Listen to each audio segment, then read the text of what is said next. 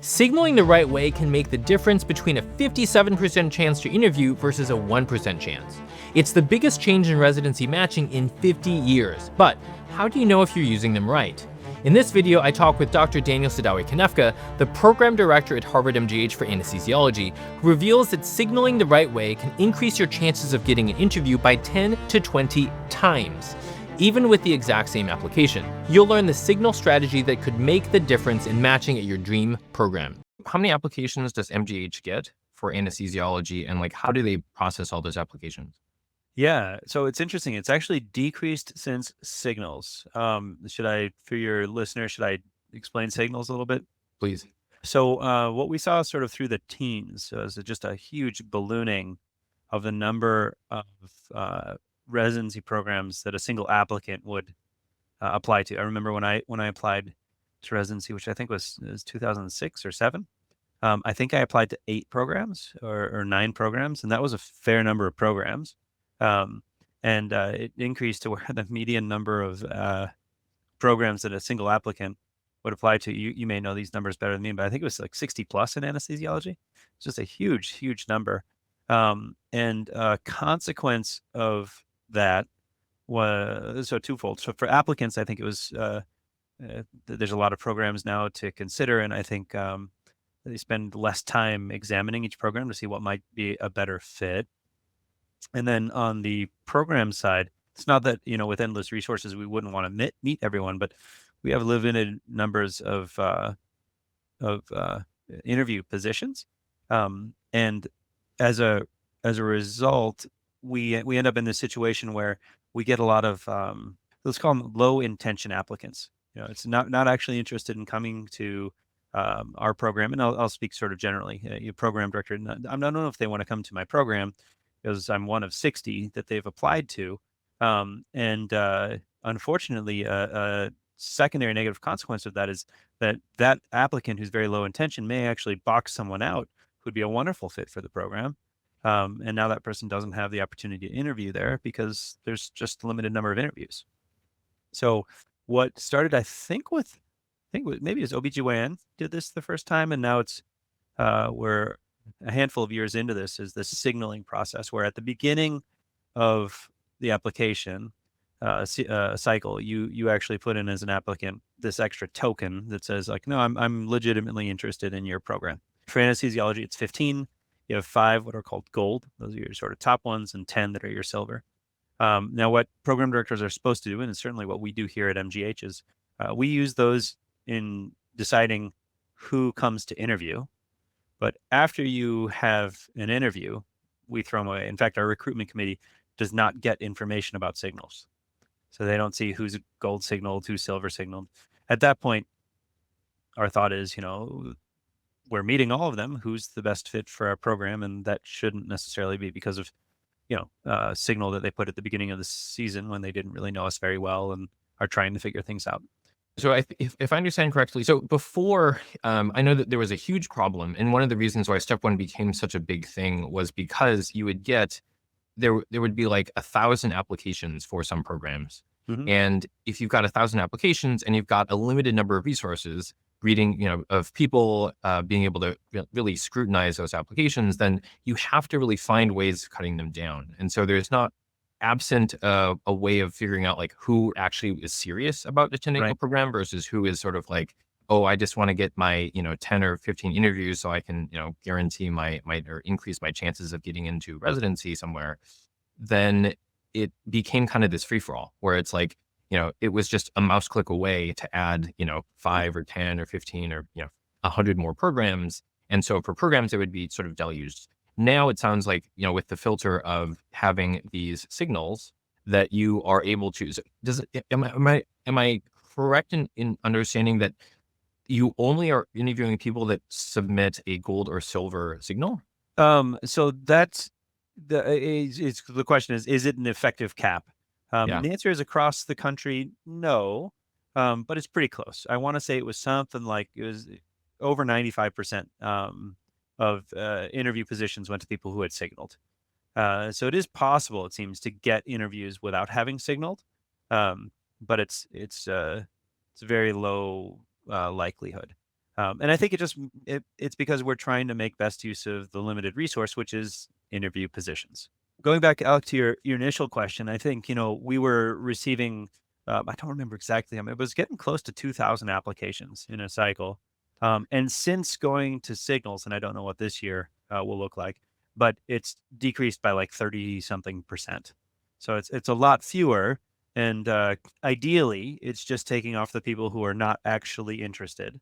I do worry that there are some folks who would be absolutely phenomenal here, but for other reasons, they think, oh, MGH is out of reach for me. I went to such and such school, and I don't want to waste my signal.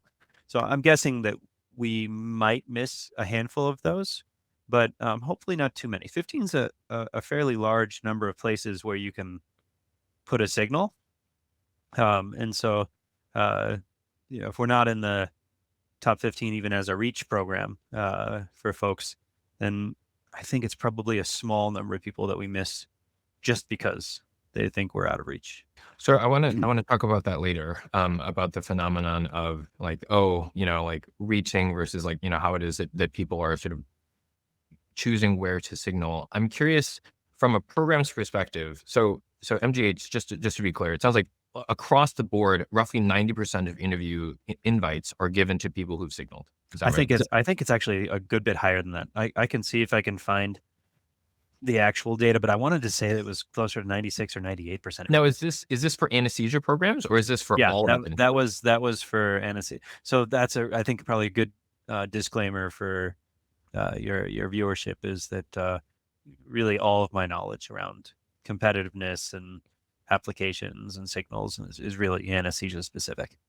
Sure. I would imagine though that the dynamics are probably the same in all specialties. I can't imagine that like a program director in say like plastic surgery or internal medicine or something else is going to look at a signal differently. Yeah, Especially when, yeah. I think that's true. I think when or if we get into like specifics, there are some specialties where um, uh, research is a requirement. If you're not, whereas in anesthesiology, I think there are lots of ways to show sort of academic investment and scholarship is taken with a much larger umbrella. So I do think there are some differences that I just won't be able to speak to as much. Sure. What about like how does MGH is there like a weighting system between like gold or silver? Is it like you look at anyone that put like gold and silver and then you kind of like give a nudge to one or, a bump down for the other? Like how does MGH look Yeah. at that? So, I'll speak sort of broadly. I do know that there are some programs that, and it's not the majority, but there are some programs that really look almost exclusively just at gold signals. We're not one of those. We look at both. People don't know us very well before the interview season, right? So I think it's completely reasonable. I have applicants who match with us who, beginning of the season, maybe we're number 10 on their list and then we're a clear number one for them and they just wouldn't have known, right? Until they actually met us. So we look at both. Here's kind of the way that a number of programs approach this, right? So you've got your gold signals. And let's here, we'll try to frame this here. So here's gold, right? And let's put these gold signals into three buckets just for simplicity. There's folks who, yeah, these are clear people that we would pick to interview because there's a lot of overlap in what they're interested in, what we have. So if you're a gold signal and you're one of those, we're going to mark you as this person's going to get an interview. There's probably this tier down here where it just doesn't make sense for a variety of reasons. The fit isn't very good based on screening. And so those folks, despite the gold signal, it's not going to work out for an interview with us. And then there's the middle group. And so these we mark for interview, these we mark for not interview, these we'll wait and see. Now we look at the silvers. And there's probably going to be three groups as well. And then it starts coming to, all right, well, how does this silver person here compared to this gold here, and which one makes sense, and sort of go down the list until we fill out the rest of the interviews. That matches the national data as well. That a gold signal has a higher chance of converting to an interview than a silver signal, than no signal, which has a very, very low chance of converting to an interview. Some of that might be because applicants are being very thoughtful in where they're placing their golds, where they're placing their silvers. And so I think that might be some of it. But I think some of it is also because there's a weight that we put on getting people who are really interested to come here to interview them. Interesting. I mean, it sounds like there's some degree of probably self-selection, right? Both in terms of people having to spend more time researching programs on the front end because they can't just like, click, click, click, click, click, and Yep. generate a lot of applications. But it sounds like on the same token, the process almost sounds like a variation of kind of the matching process, right? It's like you start with this group of people that are like you start with the gold group, and then Yep. you kind of sort the gold group based off of like, okay, based on the gold group, like these people, hands down, we're going to interview these people. And then, people kind of like lower down, like, yeah, maybe, maybe not. And then like, there's a certain level where Yeah. it's like, maybe not, maybe not. And then you move to the silver group, right? But it's sort of like the matching of there's like the application and then there's like their level of interest. Right. And you're sort of sorting them based off of those. That seems like a like actually like your first filter is actually the signaling process. Yeah, I think that's fair. I think there probably lots of programs have different filters based on tests or clinical performance or other things that are in the application. But I think that's probably an increasingly prevalent one. I'll put it a different way. If you have two applicants who look identical on paper, just they look exactly the same, and one of them has given you a signal and the other one hasn't, the rational thing to do, if you're just being economical about it, is to interview the one who signaled you, because the chance that they will actually later on be interested in matching with you is probably higher than the one that didn't signal you. And the same could probably be said of those that gold signal you versus silver signal. It's not just a tiebreaker though. It's becoming increasingly, the ones that how can I put this? If you look at the NRMP data, if you look at where people match in anesthesiology, it's the rare person that does not match, if they match, in their top 15. Sure. Yeah. I mean, that's true. I mean, meaning that they've interviewed at those 15 programs, and like it's very, very uncommon for someone to fall beneath. Like you know, if you've Right. interviewed 15 different programs and your match list is 15 programs long, it's Yes. super Yeah, that's a rare. good point. That's a good point, because you may not get interviews at all those places, and you may not decide to rank all those places. Is that what you mean? Yes. Yeah. Yeah. Yeah. Exactly. Yeah. That was one thing that I found really confusing. I think when I first, because I would see all these statistics of like, oh, at Stanford, like 70% of people or 80% of people matched in their top like three, and I was like, whoa, that's amazing. Like, how is that possible? Until I realized that top three meant like the top three places that they had ranked that they had interviewed at, as opposed to Yeah. like the top three that maybe they had gone into the interview process Right. or Right. application process thinking. Um, do you know sort of rough numbers of like what the interview rate is for people that have a gold signal have submitted a gold signal versus Yeah. silver? Um, Median predicted interview invitation probability by by program signal and geographic preference. If you sent a gold signal and had an aligned geographic preference. And so just for people that are listening, can you explain what an aligned geographic preference means? Right. So I think ERAS defines or splits the country into X regions, and so you are allowed, I think it's up to 3 regions, to say I have a particular geographic interest in this region. So if like we're in the Northeast, so if you're applying to MGH, an aligned geographic preference would be with the gold signals, you gold signaled us, and you've said I'm particularly interested in the Northeast. So if that's the maximum, I guess, signal that you can provide a place, the median predicted interview invitation probability was 57%. So it's Oh, not a guaranteed you're getting an interview, but that's about as high as it got. If to give you another sense, if you still give the geographic signal, so let's say you're giving the geographic signal for all of these. So the conversion to interview for gold was 57%. For silver was 31%, and for no signal was 3%. So if you don't signal a place, but you do signal them geographically, the chance of you getting an interview there, median predicted, was 3%. Very unlikely. wow. Okay. But you said 31 and 57. Is that right? For gold and silver? I think I found it. Okay, great. Yeah. Perfect. So Okay, yeah. this is So what we're walk us. talking about. So um, the geographic preference is down here. So if your preference for geography is aligned and you sent a gold signal, it was a 57% chance of matching. This is anesthesiology data from the AAMC. 31% if you sent a silver, and 3% if you did not send any signal. If you don't have a geographic alignment, so this is either you have no preference or not aligned, in other words, and that shows up differently to programs. So if we see that you have no preference, it just says no preference.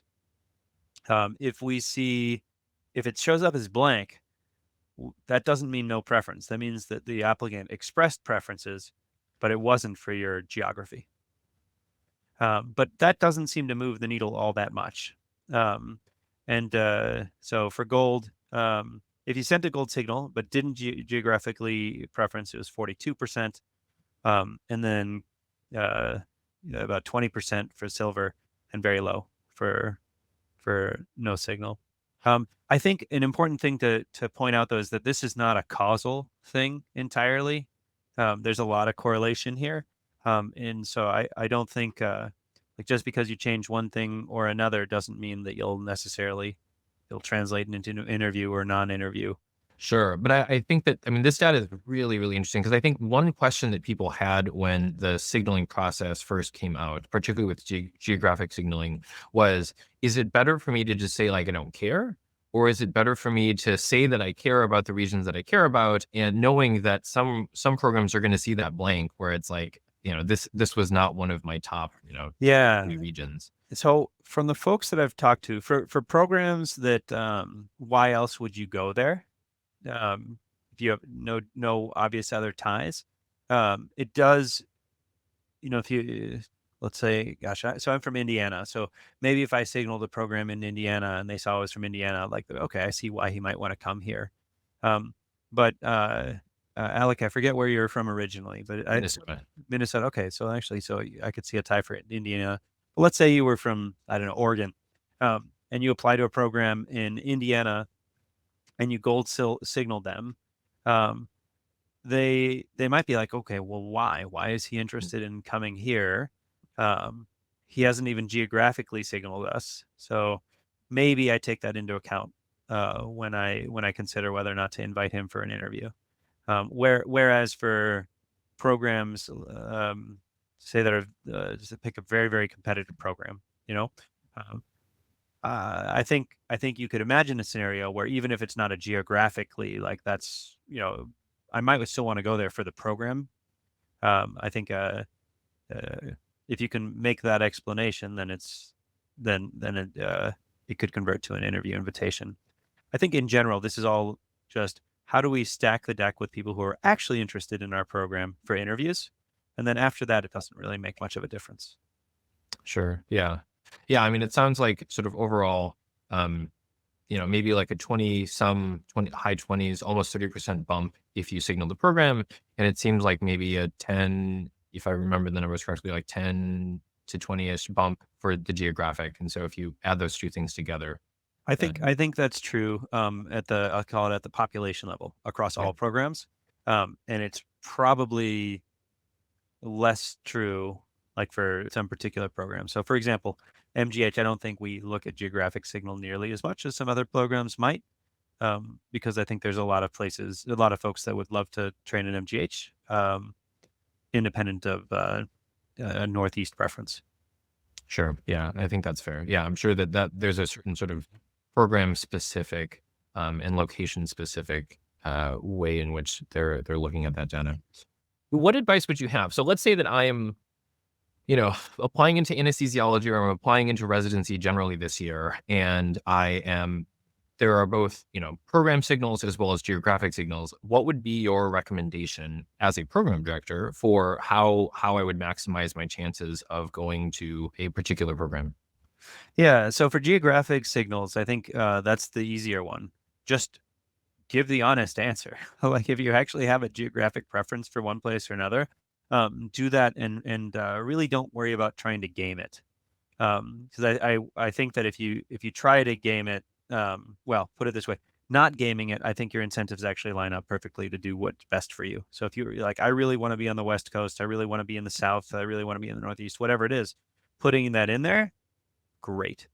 If you don't really have a preference, I think you should consider putting no preference. Um, but I think hard about like, do you actually have a preference? Because there is a drop off for no preference, at least across all programs.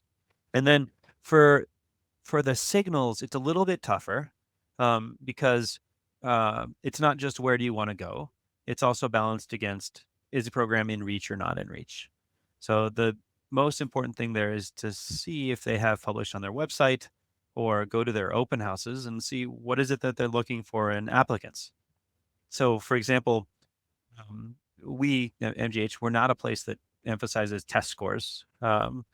We want people to pass on first attempt. We tend not to really look at folks who haven't. Otherwise, you don't need a 260 to come here. What we care very much about is clinical performance. So if you reflect on your clinical year, for example, and you're not at least with your cohort average in terms of clinical performance, then it becomes very unlikely that you'll get an interview from us. And that's all. That sort of thing is on our website. We talk about it at the interview or at the open houses. And so trying to figure out, how competitive you are for a place. And I think it's really just, do I have a chance at an interview? If there's some things where it really doesn't fit the mold for what they look for, then giving a gold signal, it doesn't equate to a 57% chance of getting invited. It's just you're spending a signal, and it's not very rational. I gotta say, it helps to have mentors in these cases, because folks who know places around the country can look at your application and give you a sense of how competitive or not you might be for a place. With the caveat that, I have some mentees from around the country, and I've heard them reflect to me advice that they've gotten from local advisors about whether or not they'd be competitive for MGH that seems to not really track with truth.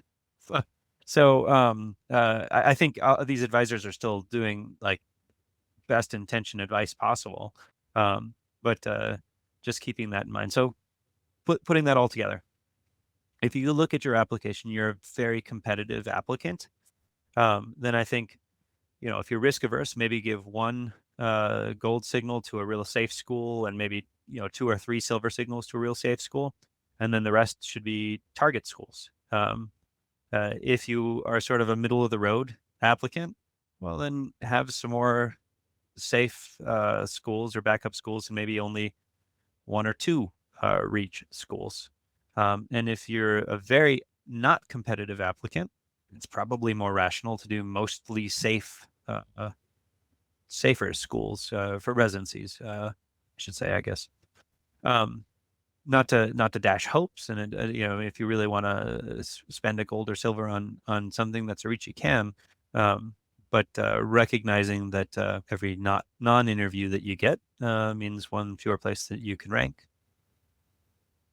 That's super, super valuable advice. It sounds like a lot of this kind of comes down to knowing yourself and knowing the program, right? It's like kind of knowing where you stack up, being objective and saying, okay, like I'm a strong applicant. Maybe I'm looking and saying like, okay, like, I'm gonna, most of these programs I would consider, within my reach. And so, or within my, like these are sort of like good target sort of programs. And so just be sort of honest about my signaling with those.